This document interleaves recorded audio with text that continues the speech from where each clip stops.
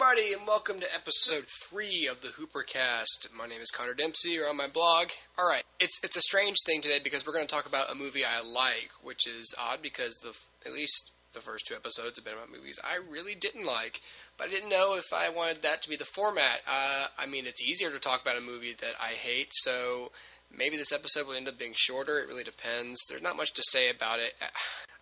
I'm going to try and work on being more articulate and explaining why I like something. Maybe that will make it easier to understand why I would hate something, but it's a lot easier to talk about things you don't like. I'm not saying that's a good thing. I'm just saying that, at least for this podcast, it makes for a more entertaining episode if you're sitting there going, well, the cinematography is just breathtaking, and, there's so much art to behold in this movie. It's just a lot easier to say, like, God, this movie sucks. Why would you do that? And this and this and this, and I don't know. It's harder, but I'm gonna do my best, and particularly because I need to put out an episode, because I want to try and be consistent, and I haven't seen anything bad recently. The only other thing I've seen besides the movie I'm going to review today is Twilight, which I want to review, but I decided that I can't review it properly because I have not seen the first movie or New Moon, so I can't. I feel like I could say what I want to say, and even though I don't think my opinion of the movie would change, I don't want anyone to come and be like, "Well, you haven't seen the first 2 movies, so you don't know anything, Connor." I just want to avoid any sort of naysayers who will poke a hole in my logic. So to poke a hole in the naysayers' logic, I'm gonna kind of do my research and watch the movies. So I haven't read the books. I don't even know why I'm explaining to you about Twilight. Forget that. We're not going to talk about Twilight. I'm just saying, just know this. When the Twilight reviews come, they're going to be coming from a guy who hasn't read the books. And I'm not going to because they're separate. So if you have a problem with that, don't listen to my review, bitches. So anyway, today I'm going to review a really wonderful movie called The Way. You should fly with me. Come on, a father-son trip. It'll be fun. Yeah, right. Most people don't have the luxury of just picking up and leaving it all behind, Daniel. We agreed that if I let you take me to the airport, you wouldn't lecture me about how I'm ruining my life. I lied. Hello. Are you the father of Daniel Avery?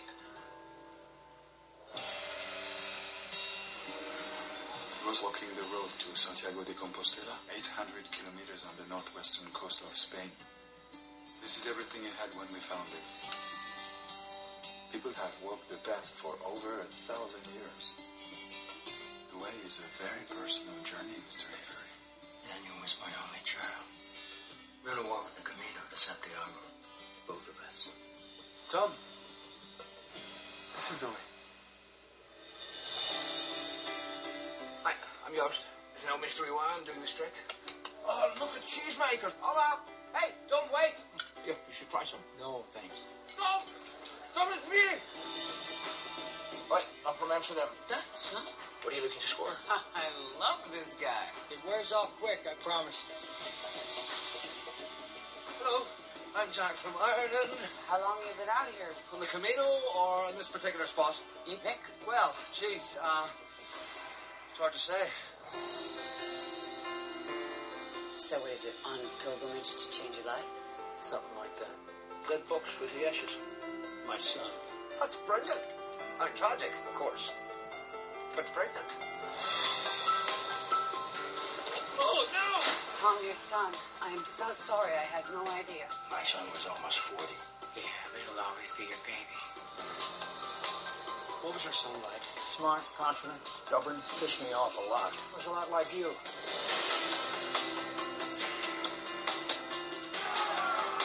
Hey, that picked up my bag. Hey! Hey! You can take the pen! Just give me the box!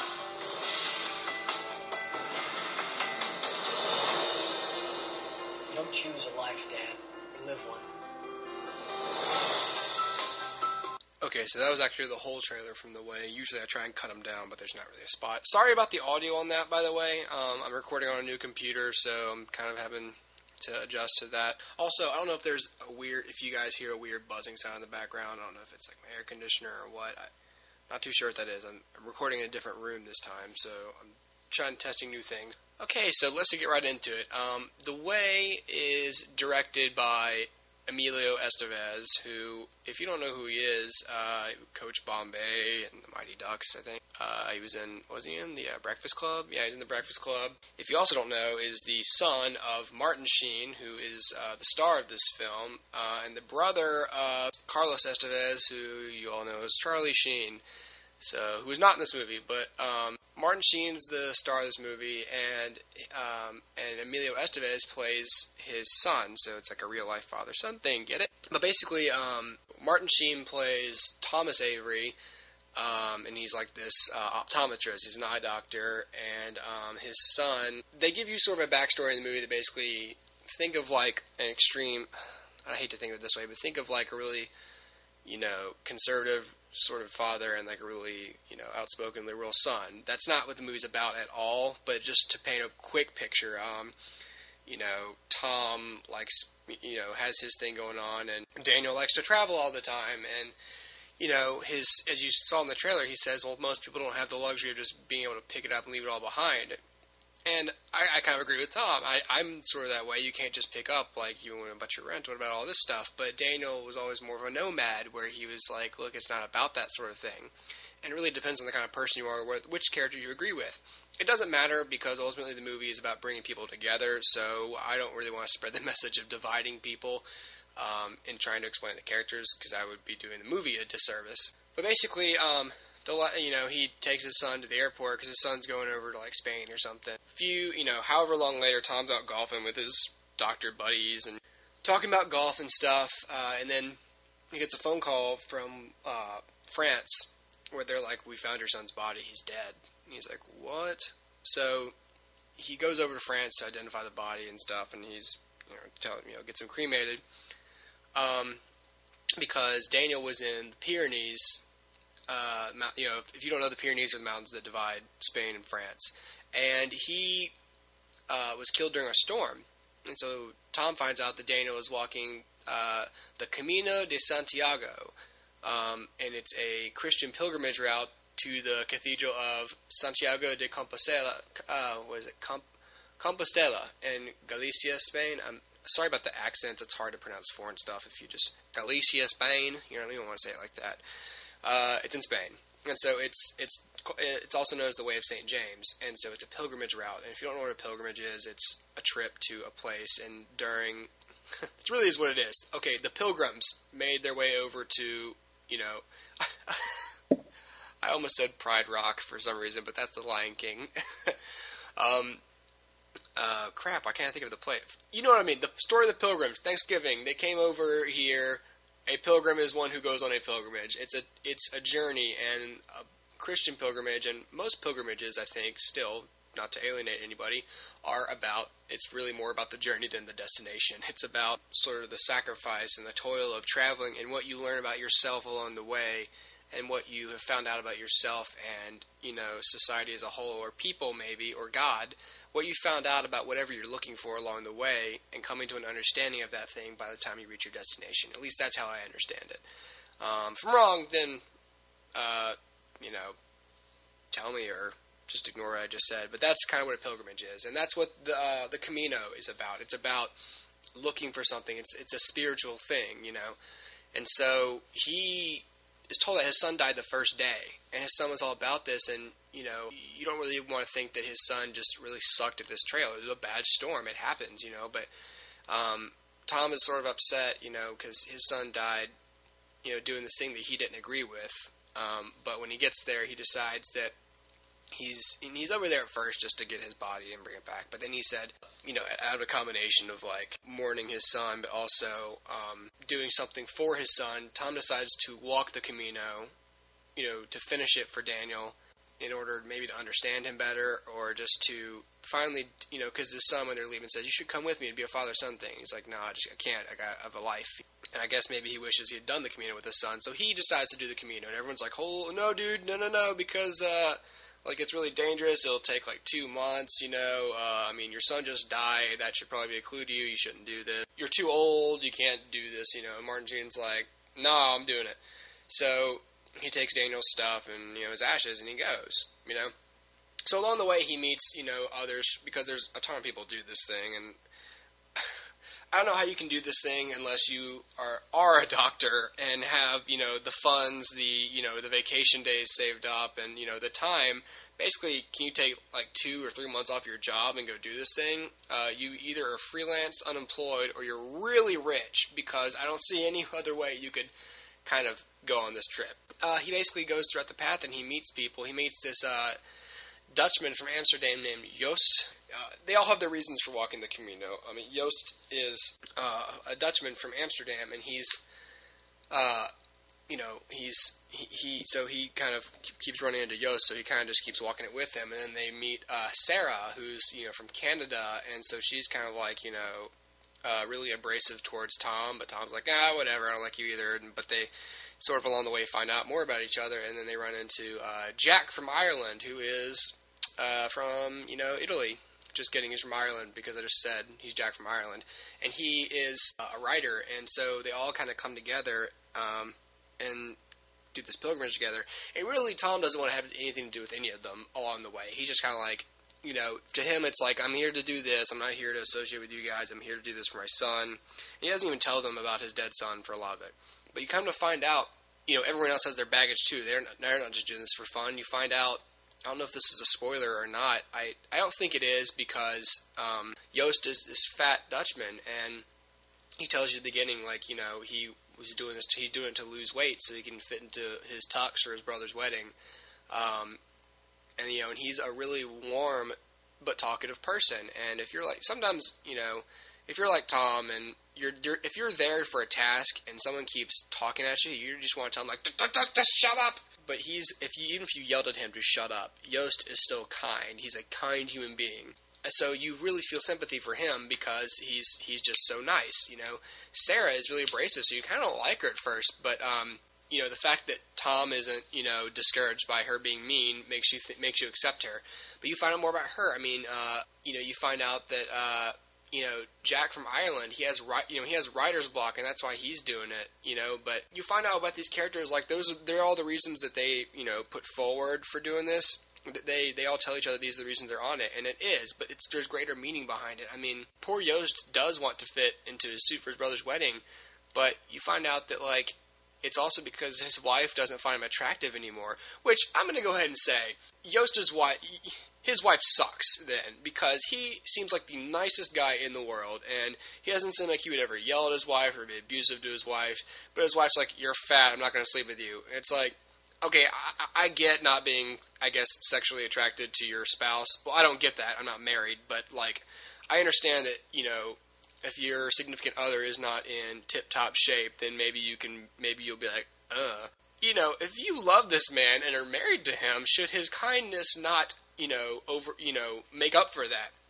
Joost is a nice man, and his wife, I don't know, it's not the point, but, this poor guy's going on this pilgrimage to lose weight so that his wife will find him attractive again, which he shouldn't have to do, but that's just sort of that's how kind and giving this man seems to be. But Sarah, seems mean at first, but she's been damaged by this abusive marriage she's gotten out of. I'm not going to tell you one key part of that, because you'll find out later, but you find out she's in an abusive marriage, and that, she's not just this mean woman from Canada. She was treated really badly by this man, and, got out. Jack from Ireland, he had a desire to be the next James Joyce, but he just kind of, and he liked doing artistic stuff, but he got really used to, doing travel writing because it paid well, but he's not finding happiness through it, really. When you're not passionate about something, you get writer's block, just like him. So they're all there for a way, but Tom never really tells them why he's on it. He tells Joost, and then Joost eventually tells everybody else, but they're like, oh my, holy crap, dude. But as you can imagine, along the way, things happen to them. Tom drops, his bag falls into a river, and he deals with that. His bag gets stolen, he deals with that. And he basically deals with, like, at one point, like, they just go to, like, and they go to this dinner, and they all drink wine, and he's had a little too much to drink, but then he kind of tells them all, like, what pisses him off about them, and, he's kind of mean, but the whole movie basically is, I know that the way I'm explaining the plot is sort of thin, but I don't want to tell you the key parts, because you're with Tom the whole time. You understand, like, at least I understood why he didn't, because his son stops going to school, like, he decides not to pursue his PhD. And his dad's like, oh my god, it's just another thing you've been quitting, like, what's up with that? His son quits his PhD to go just travel. And put yourself in a father's shoes, that sounds nutty, that sounds stupid, because your father gave you all these opportunities, and you pursue them, but then you don't take them, you keep, dropping them to go do all this hippie stuff, basically. Imagine how that sounds to a dad. If you're a dad, your son tells you that, what do you say, So and then his son dies doing this, and so he's kind of wrestling with that, and so he comes over, and then decides to understand why his son was drawn to these things. And so he takes the time to try and be a father. It sounds stupid. It sounds stupid when I say it, to be a father to his dead son. This is the last fatherly gesture he can really do. And so it's an attempt to understand his son, So he tries to go on this trip. And if along the way he does not want to talk to anyone, he's there for his son, that's why he's there.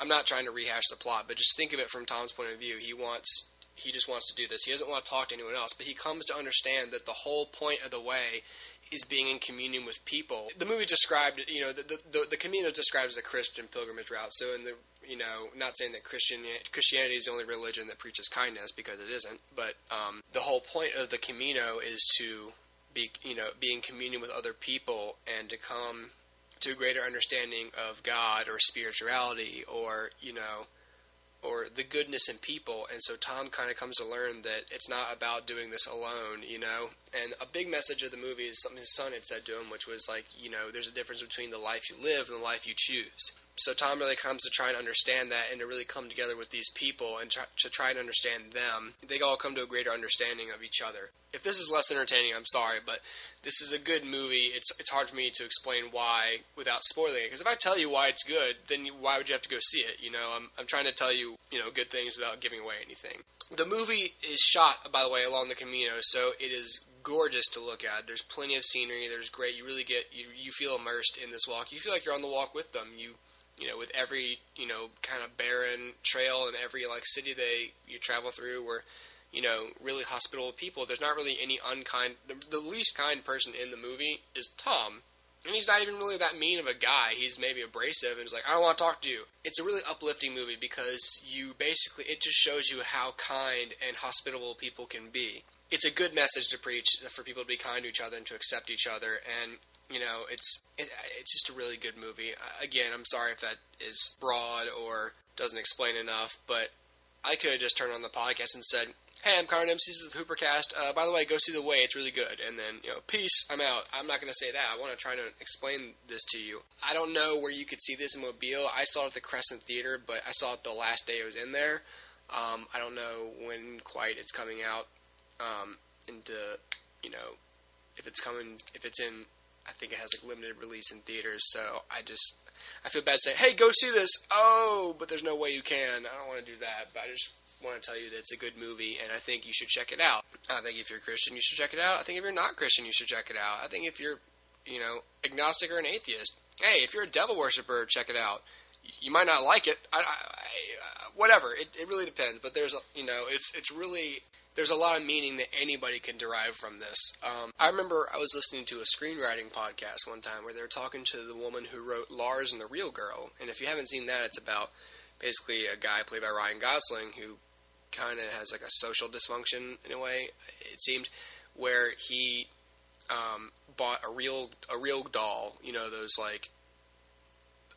sex dummies, but he put it in a dress and called it Bianca and kind of treated her. Kind of told everyone, yeah, I'm in a relationship with Bianca, and everyone's like, Lars thinks that this chick is real, or at least he's pretending like she is, what's going on?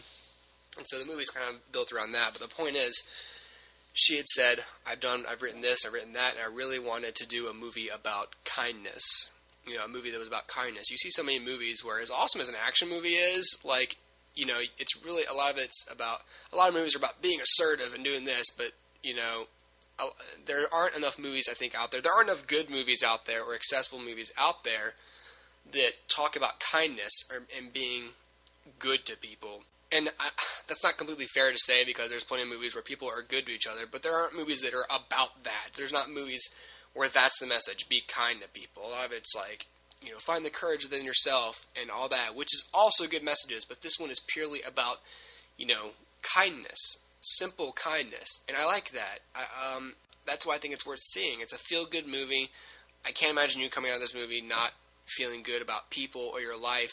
Me personally, I came out of this movie appreciating the people in my life. I thought about everyone. I thought about how blessed I was to have a good family, a good relationship, good friends. You know, I thought about all the good things in my life. You know, there's some movies where I feel horrible about my life. What was it?